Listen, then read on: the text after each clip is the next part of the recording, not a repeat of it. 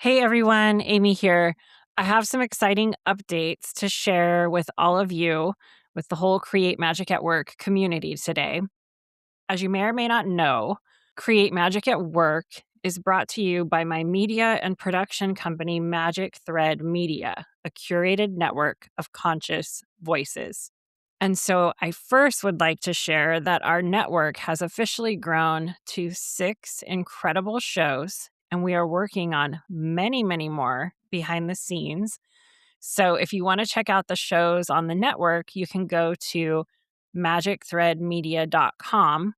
As part of that growth, our resident voice and presence coach, Sandra Bargman, you may recognize Sandra because she's a frequent guest on the Create Magic at Work podcast.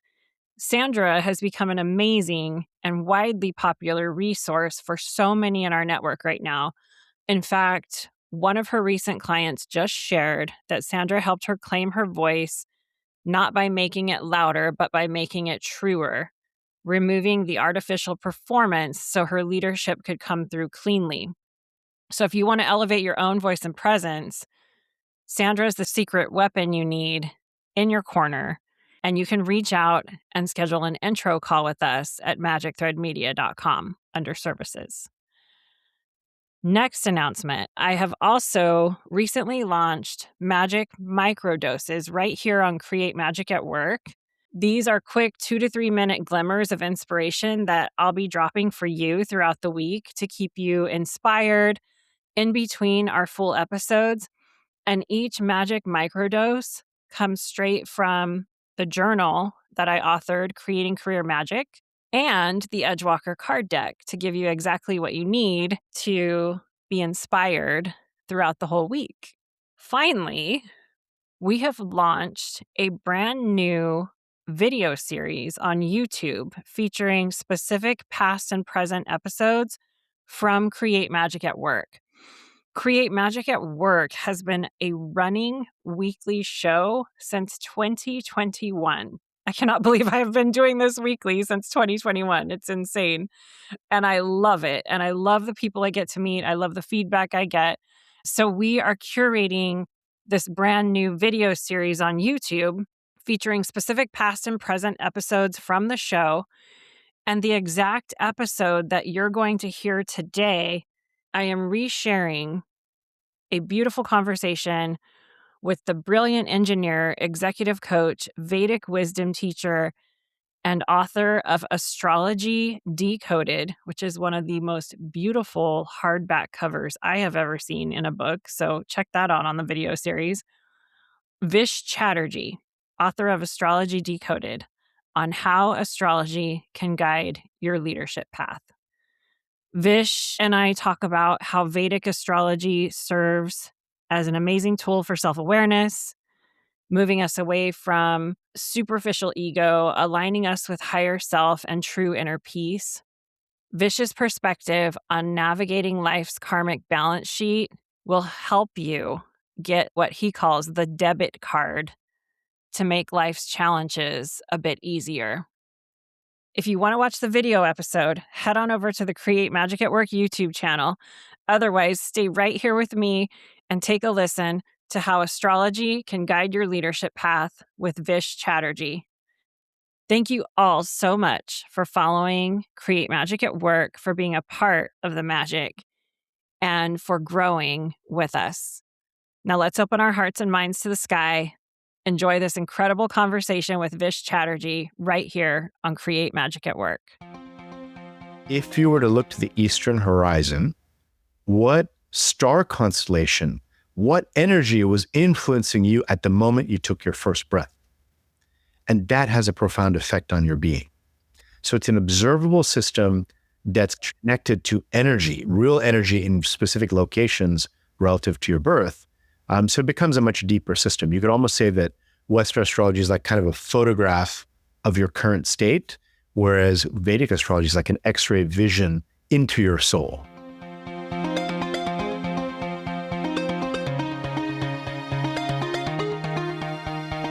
Hey everyone, it's Amy Lynn Durham, and you're listening to Create Magic at Work. Create Magic at Work is on a mission to equip senior leaders with tools they need to be a true quantum leader and actually understand what that means.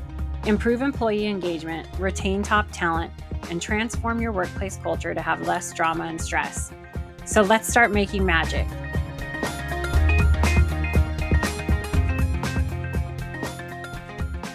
Oh, he is such a Virgo. And since I'm a Cancer, I just don't understand him. A human resources executive explained to me at a conference as I suddenly rolled my eyes. What nonsense! That astrology stuff is all hocus pocus, I thought to myself, politely smiling without betraying my disdain for this subject. Trained as a mechanical engineer and further shaped as an MBA, my rational mind endeavored to find logical explanations for everything in our universe. I maintain a healthy skepticism, testing any scientific or business thesis with hard data before drawing any kind of conclusion. My own business success in the field of product management was predicated on this data-driven approach to understanding consumer needs and market trends.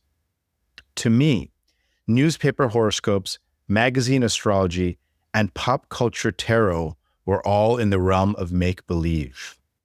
Though I had been a practitioner of yoga and meditation for over 20 years, I saw yoga as having a solid scientific and logical basis, as a sophisticated mind-body health regimen, as has been validated in recent times.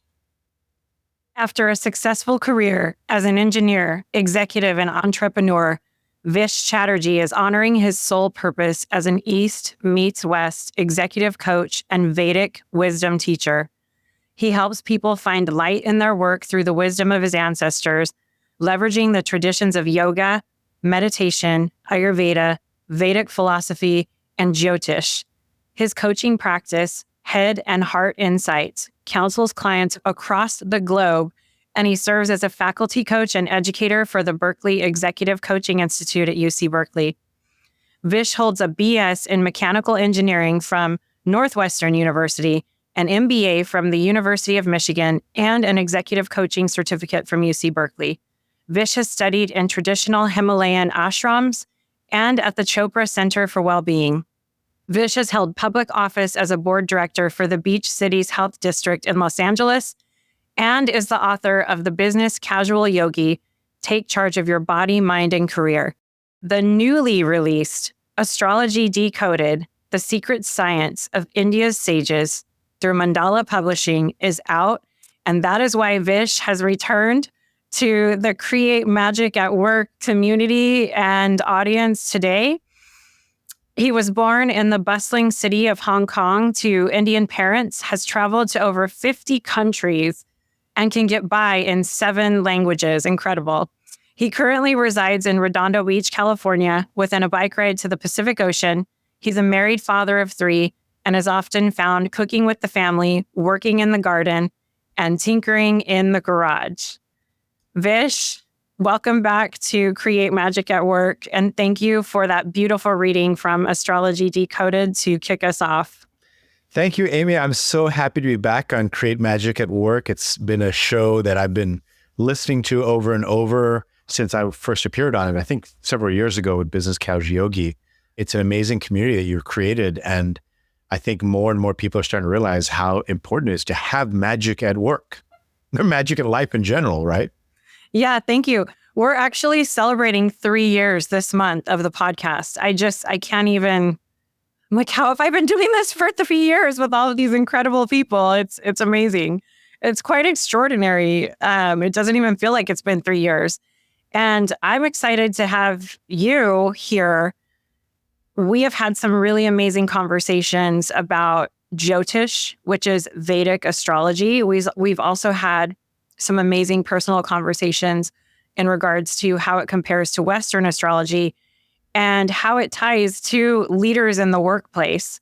So I want to start off, there's a part in Astrology Decoded, way towards the end, in your thank yous, where you said the book was born partially from a conversation you had in a cafe with someone where you started talking about planetary archetypes for leaders. So why don't we start off with you sharing how you ended up on this path, an engineer, someone with an MBA. Your reading was like, this HR person at this conference was telling me, oh, so-and-so's a Cancer, I'm this, and you're rolling your eyes. Now you're here on Create Magic at Work as the wise sage that helps people with Jyotish, with Vedic astrology. Tell us a little bit more how you got here. Yeah, it's been quite a journey. I think, it's almost like the veil got lifted little by little along the way for me. Trained as an engineer, being a business leader, I was always very skeptical about anything sort of too mind, body, spirit-y, focusing on data and hard science. I'm trained as an engineer.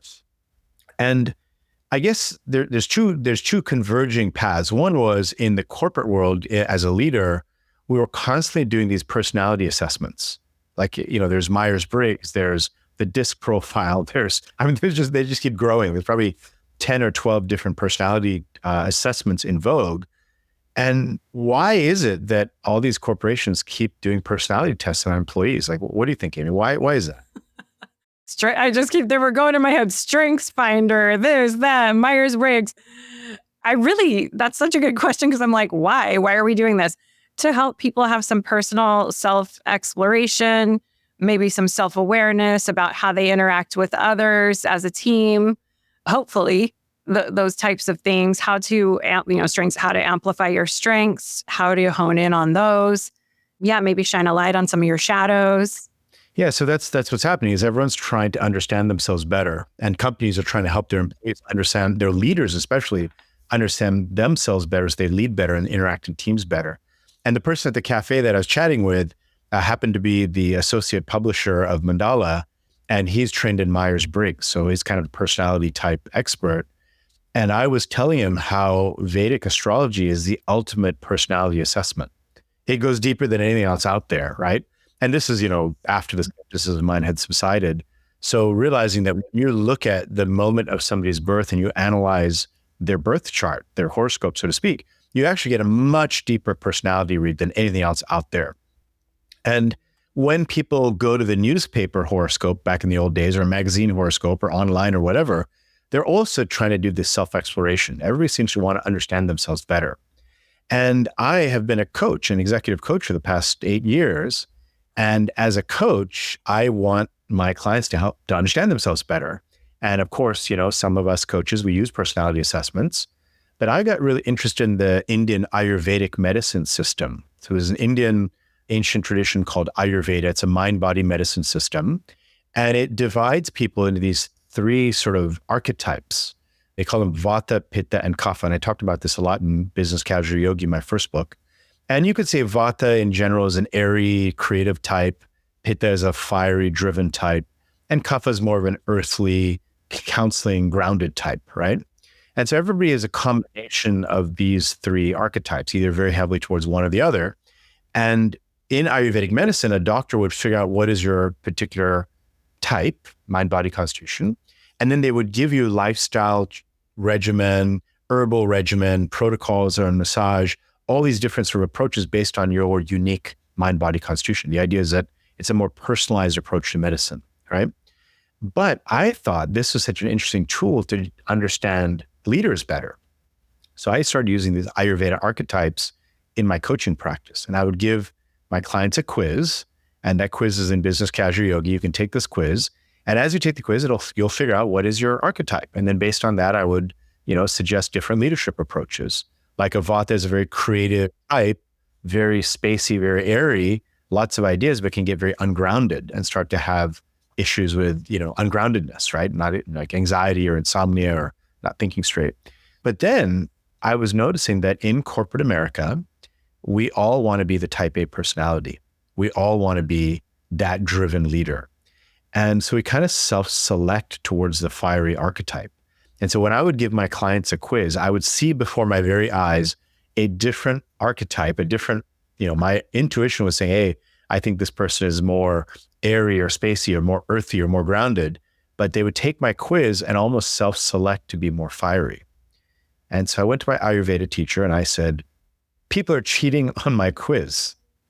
People are cheating on my quiz. And he said, well, there's a very simple way to deal with this. you should look at their birth chart. I said, birth chart? What do you mean? That astrology hocus pocus stuff? He said, yeah, you look at the birth chart, see when they're born, pull up a chart for the moment. And he started teaching me this system of Vedic astrology. And I started to get a real ground truth on people. So I had someone come in my office. I'd give them the quiz. I'd see the cheated results. I'd ask them for their birth information. I'd pull a chart and I would say, you know what, this is what I see. And I would ask them some questions and they would say, how do you know that about me? I've been trying to hide that for years. And so then I started to realize like this astrology system actually does give quite a ground truth. And then of course my question became, what else can I do with this birth chart? And that opened up this entire journey into Jyotish and Vedic astrology. I love in your new book, Astrology Decoded, I wasn't familiar with, I was a little bit familiar with Vedic astrology, but I didn't learn so much about it until, of course, you and I started collaborating on different things. And I love the definition of Jyotish, the study of the light of our consciousness. I just think that is so beautiful. And I think you're speaking, I'm like, gosh, this is so cool that we're studying the light of our consciousness, and what a release for people to not feel like they have to hide who they are in these corporate systems, and they can actually be seen for what their unique makeup is in this world. I think that's a really beautiful thing. In the past episode, when we talked about compassionate leadership, you shared a little bit about the difference between Western astrology and Vedic astrology. I have found that, at least in my algorithms, Western astrology is extremely popular, and more people than I've ever encountered know their sun sign, their moon sign, their ascendant. They're reading all of these things. Oh, well, they're studying all of these different things. And an important distinction that you made, and I mean, you're the Jyotishi, so I'm going to have you answer this. Share with us the distinction between Western astrology and Vedic astrology, and let's leave it at that for right now. I have so many questions, so yeah.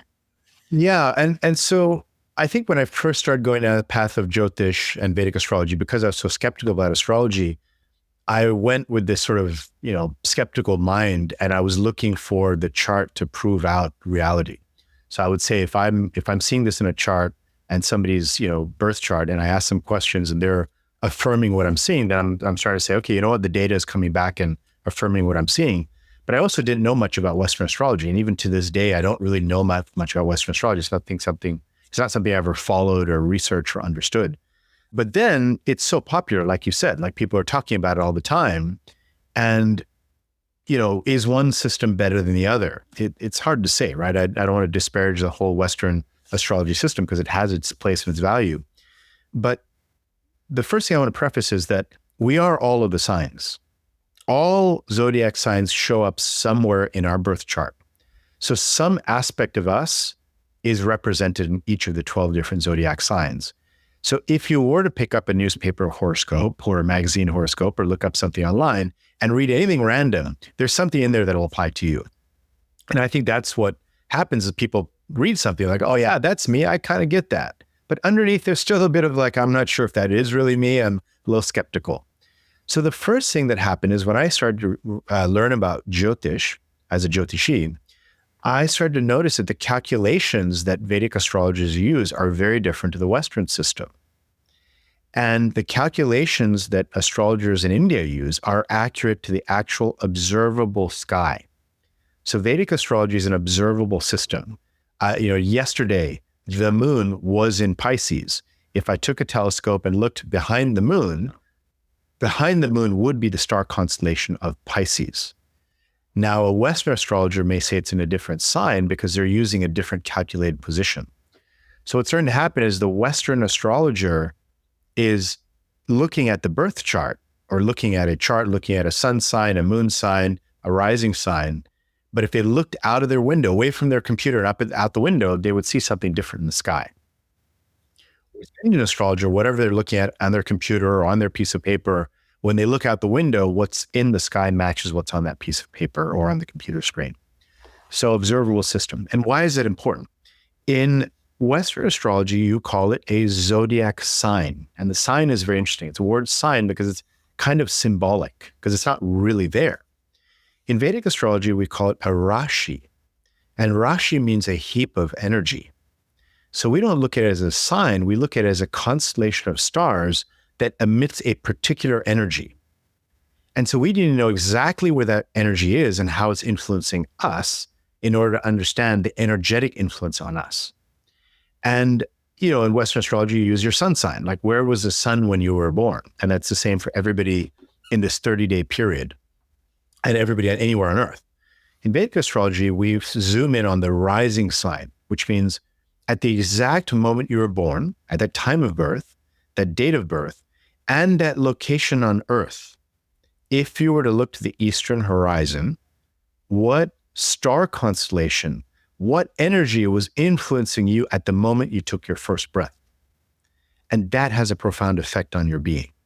So it's an observable system that's connected to energy, real energy in specific locations relative to your birth.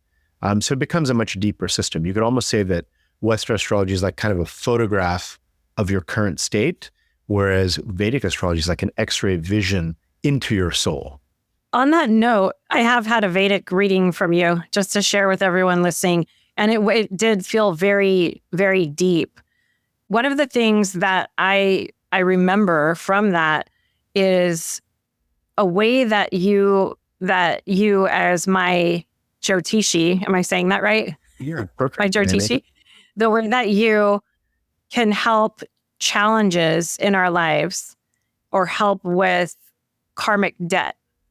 And I'm wondering how that ties to leaders and teams in the workplace. How does a leader that is a results-driven executive, how does someone like that blend something like this system in to help them benefit from it, live a more fulfilled life, have greater inner peace, all of those things?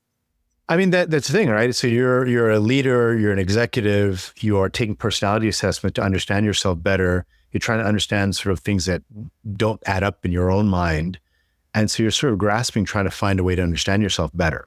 You hear the word astrology and you think, okay, that's woo-woo, that doesn't really work. Now, when you use a system like Vedic astrology, you're using good data, right? So as an executive, as a leader, you want good data behind everything you do. And that's why these personality assessments keep changing, because new research keeps coming out saying, oh, well, this one's better, and oh, this one's better. So you want good data, and that good data is good actual calculations of where the planets are in the sky at the moment of your birth and right now at this very moment, right? And how they're influencing you. And once you have that good data, you can start understanding and applying a little bit of your intuition that, wow, that is some strength of mine that I didn't really recognize, I didn't cultivate, but I know was there, right? So I start to see the Vedic birth chart as a SWOT analysis. So, as an executive coach, a lot of times in the business world, we do a SWOT. We do, what are your strengths? What are your weaknesses? What are your opportunities? What are your threats for an individual or for a business? And so I can basically pull up a chart for an individual or even for their business and quickly identify, based on those energies of these different star constellations and different planets, what is the strength, weakness, opportunity, and threat for that person, which in essence allows me to ask a great question. At the end of the day, it doesn't matter if the chart is, if the interpretation is perfect. What's great about it is you're asking a great question that probes into something that leader probably hadn't thought about before. So I feel like the astrology system, just like any assessment out there, think about it as a tool to ask a great question for deeper self-awareness. How do we differentiate between ego versus higher self in our approach to this? I'm just thinking with the rise of popularity of a lot of this, which is great. How do I say this? I feel like I'm seeing some approaches to tapping into this coming from a bit of an egoic state. I mean, myself included, like, I want to know what this is for me. I want to, I'm so this or I'm so that. Well, I did this because, my Mars is in Aries, so I'm fiery. So that's my excuse that I popped off on you. I'm just like making stuff up right now. So how do we use all of these amazing tools in the right way, where we're approaching this from higher self? And thoughts on that? I mean, that is a question coming from somebody who is deeply trained in spiritual intelligence. And that's why you're able to ask that question. It's a brilliant question, Amy. The ego and the higher self, right? So in the yoga system, this is where yoga philosophy is very powerful. We recognize that there's a deeper soul within, a higher self, so to speak, and then an ego that is often not aligned with the soul. But the ego is a reflection of the soul. So the ego is a reflection of the soul, but oftentimes it's very disconnected from the higher self. And the ego is so much in charge that we've almost forgotten our deeper nature or our higher self. And so when you do practices like the yoga system or meditative practices or spiritual practices, or you start going deep into spiritual intelligence and those tools, you start to reconnect the ego to be more aligned with the higher self. And what a Vedic chart does is it explains to you the makeup and the nature of that higher self. So you kind of know what is the roadmap or the ground truth of the higher self, and then you can assess how far has your ego drifted from that. What's interesting about Western astrology, the calculations they use are seasonal based. So the horoscope or the birth chart, the chart that is cast changes every year. And that point shifts over time. So the Vedic people picked a point in space that never ever moves. It just is constant throughout eternity. The Western astrology system had the same point about 2,000 years ago, which is when I believe maybe that system started, but then it drifts 1 degree of space every 72 years. And so now it's drifted about 24 degrees of space, almost a whole sign over. And that drift, you could argue, is incorrect math to the sky, but also that drift gives you a snapshot of where you are right now, seasonally speaking. So you could call Western astrology a seasonal system that changes by the season, but it also then gives you a snapshot of your ego, where it is this season and right now. And so I kind of see Western astrology as a tool to understand where your ego is at this moment, but it doesn't give you that clue to what is the ego trying to align to. And Vedic astrology gives you that deeper sort of soul level alignment. And so then you know, okay, here's what I need to work towards.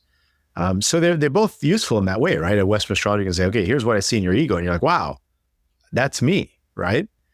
Sometimes I'll read some chart, and if somebody's very ego driven and very misaligned, they'll say, that's not me at all. And then a year or two later, they said, hey, I've been doing all these practices.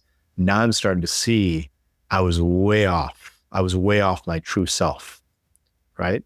So as a tool to find your true self, Vedic astrology, yoga, these systems, they're designed, they're developed to help you find your true self.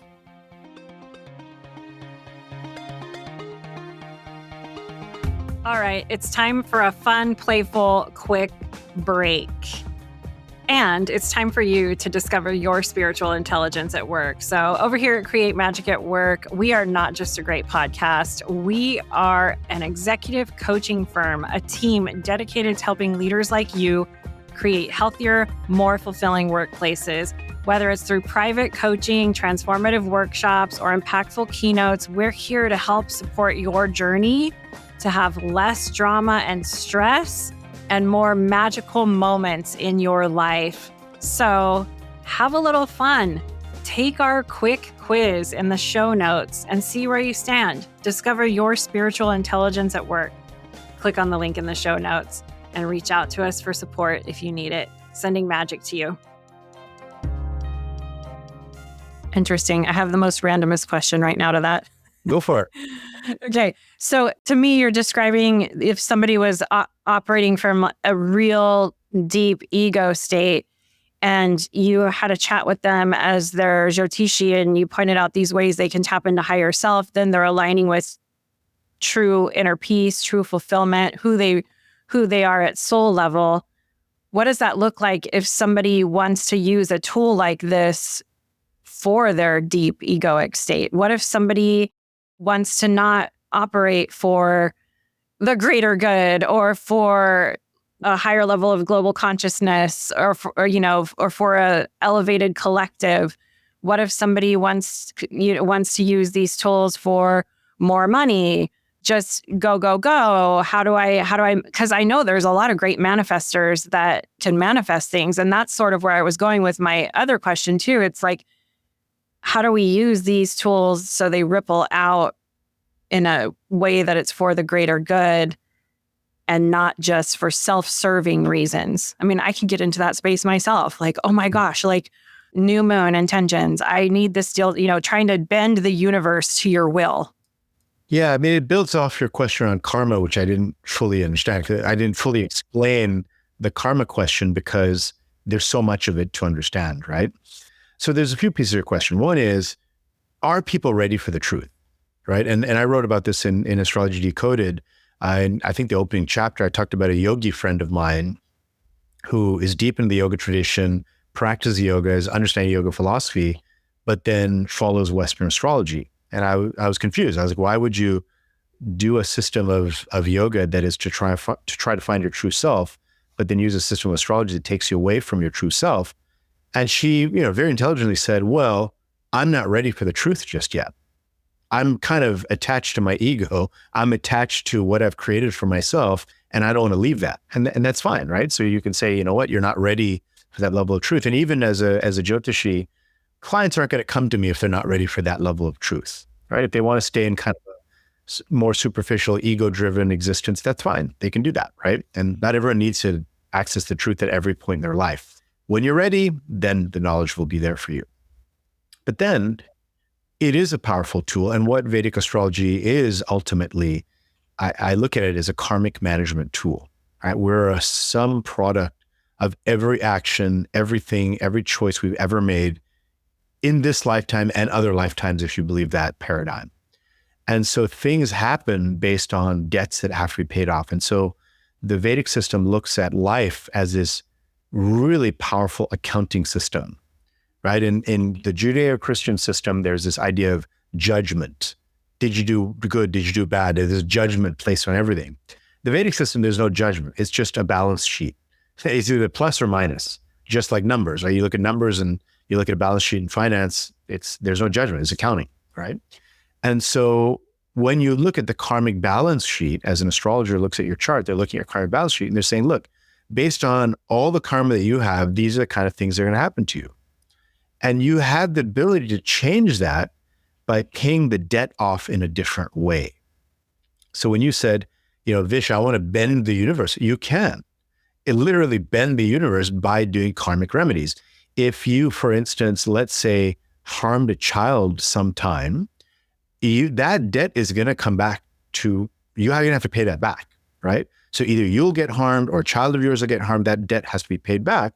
And so if you then decide, you know what, I'm going to do some charitable work, I'm going to donate to a children's charity, I'm going to volunteer to help children, you sort of, in a way, bent the universe to pay back that debt and even out that karma, right?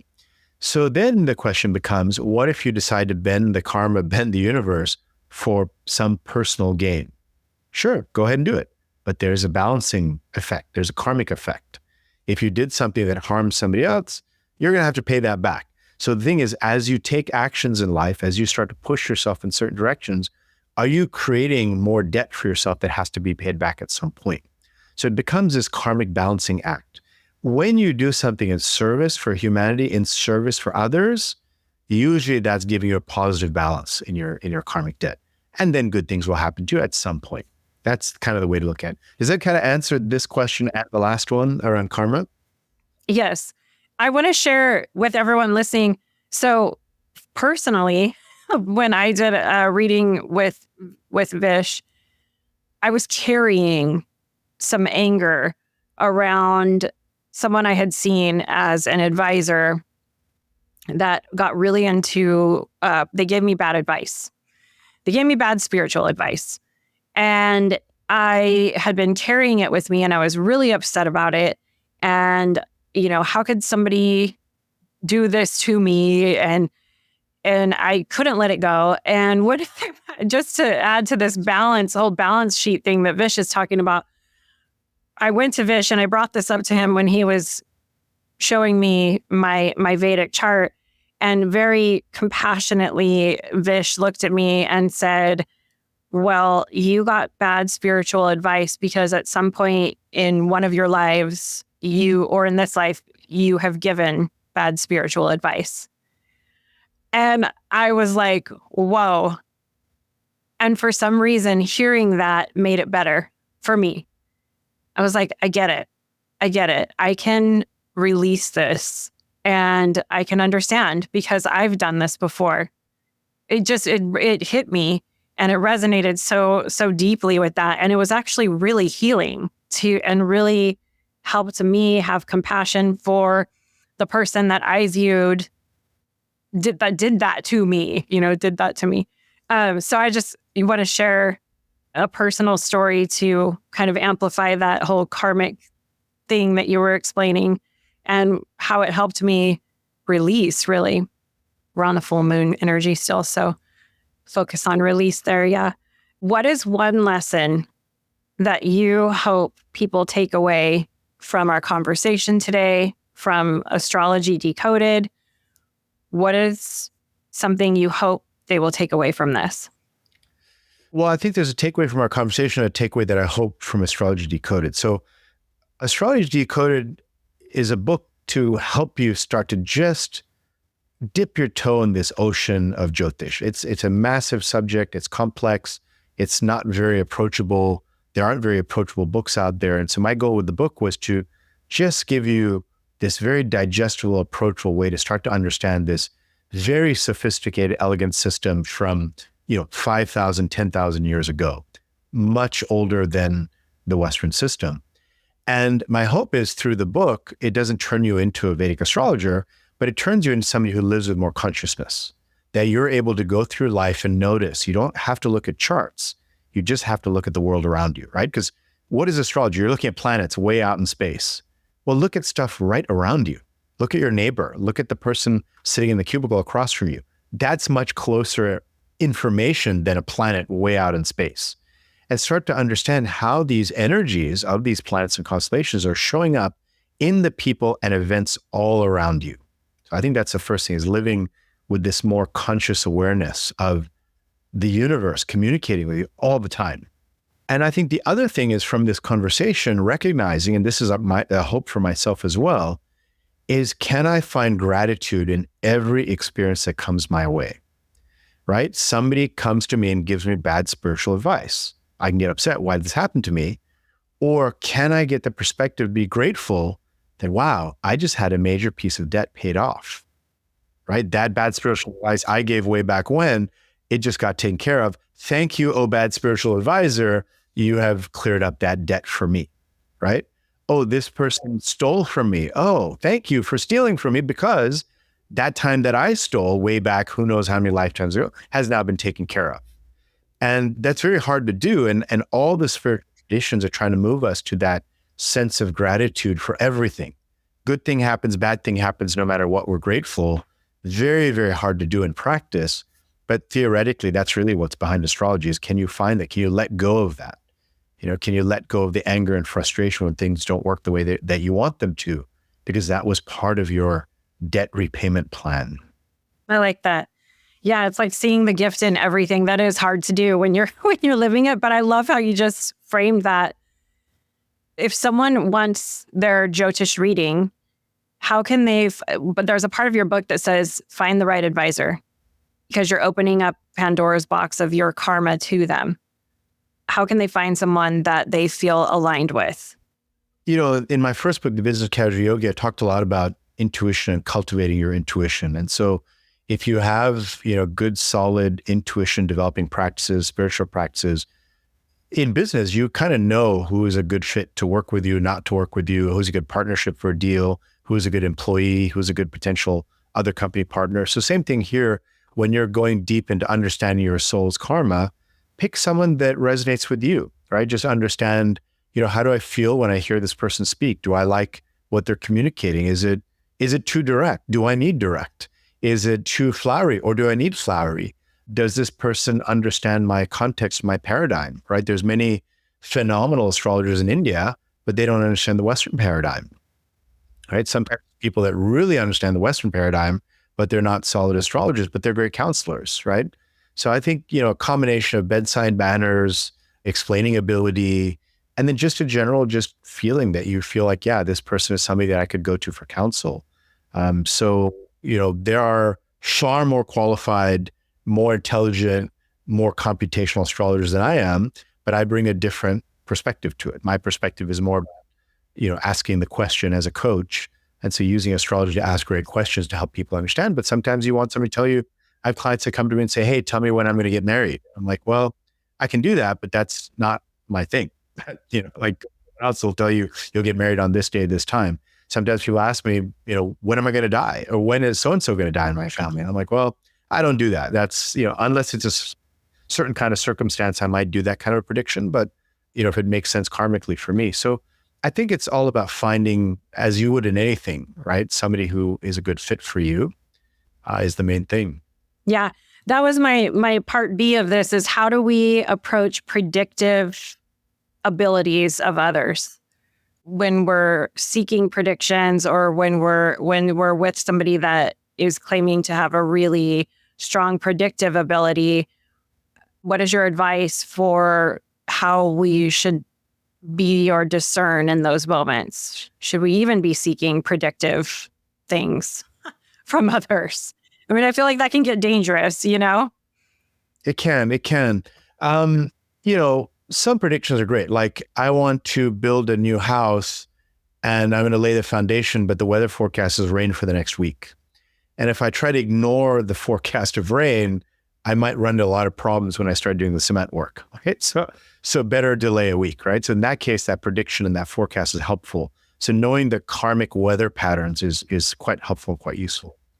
But if somebody makes a specific prediction, like, says this will happen this time, it can become a self-fulfilling prophecy. Like, in your spiritual intelligence work, your higher self is very powerful. So some astrologer that you feel is know-all, knows everything, looking at their crystal ball, tells you something, your higher self starts to activate and make that thing happen when it may not have needed to happen. So I have put predictions with a lot of caution because it can become a self-fulfilling prophecy. But, sometimes when you look at a chart, these are different techniques. You rotate it, you flip it, you make the moon this ended, you make the sun this ended, you try these other charts, you look every which way, it keeps saying the same thing. That's going to happen for the person. So then you have to just decide, what is the best way to deliver that and in a helpful, meaningful way. But even you as a client have to think, how can I use this in a helpful way for myself? What can I do with this information, right? Somebody's in a terrible relationship, they're miserable, and they don't think there's any hope of it ever being any other relationship, right? And so there's a little bit of a mindset challenge there. But then you see the chart shows very clearly you're going to meet someone in this period of time, so you better get out of the relationship so you're available when that beautiful weather forecast of Venetian energy comes your way. That's helpful because then the person says, you know what, I got to get out of this. And sure enough, when the time comes, they do meet someone and they're shocked, right? And that's when I get the email say, I can't believe it. Somebody did come into my life. Okay. That was a helpful prediction, right? So, yeah. So I think approach predictions with caution. Yep. I love that. I love everything you just shared. And I think one of what I've learned with all of my journey is when someone you're working with is deeply attached to the outcomes of their own predictions. If you're working with a coach or an advisor of some sort, and they are deeply attached to what their predictions are, I think that's time to discern, like, this is a little much. Like, this person's too attached to the outcomes for your life of their own predictions.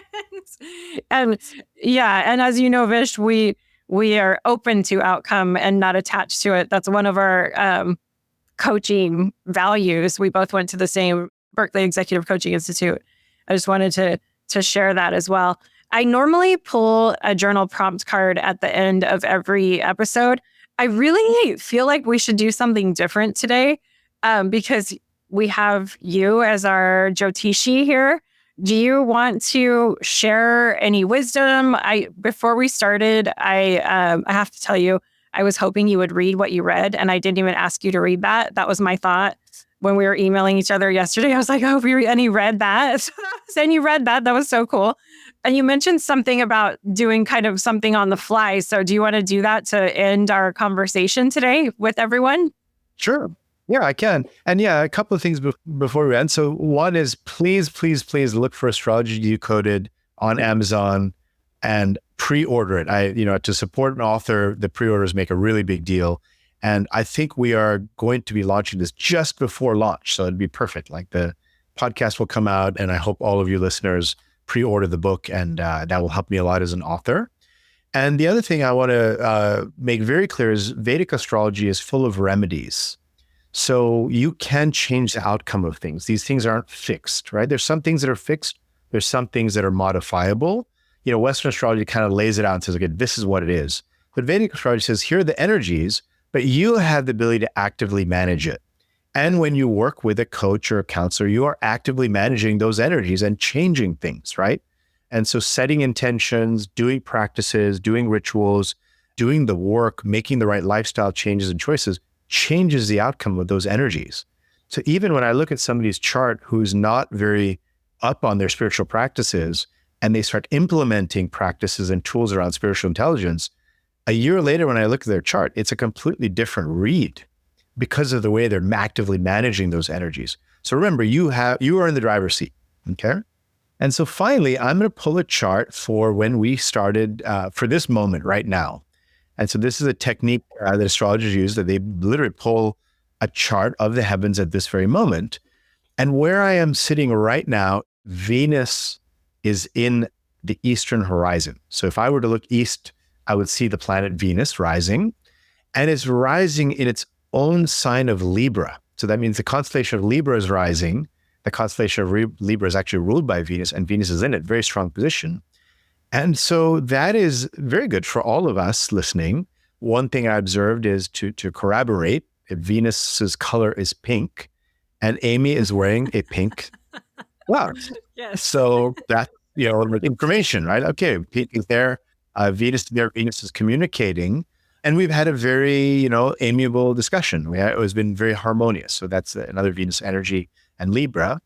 And Venus also rules love, relationships, and prosperity. So this discussion for all of you listening will open up some energy for you to lean in towards healthy relationships and financial prosperity. Oh, I love that.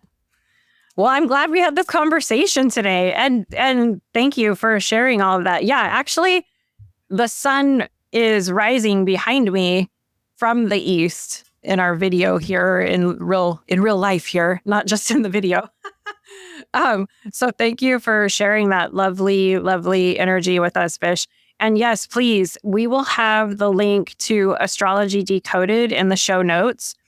And as Vish said, for those of you that aren't familiar, pre-orders for authors are such a critical time. Pre-order the book, click the link. I've already pre-ordered my hard copy. Can't wait till it gets here. And part of the book has a remedies section that is really interesting to take a look at. Vish, if people want to connect with you more, get a hold of you, how can they connect with you to have a conversation, work with you? Where can they go?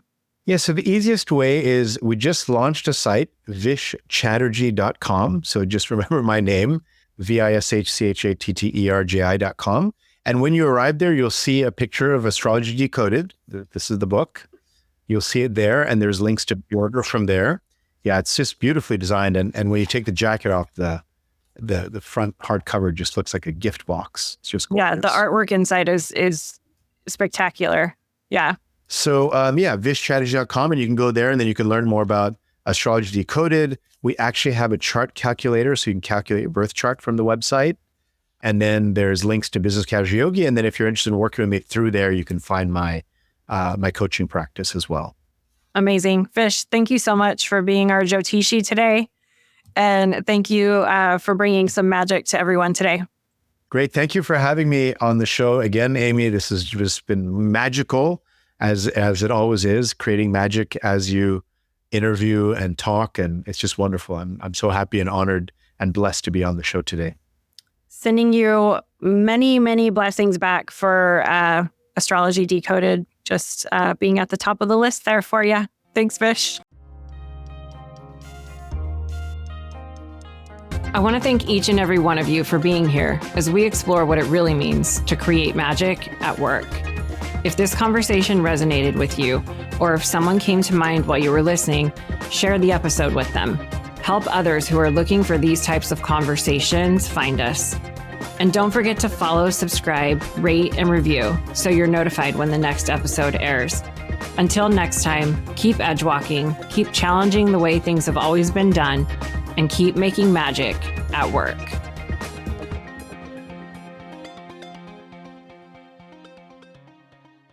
Thank you for tuning in. You've been listening to a Magic Thread Media podcast.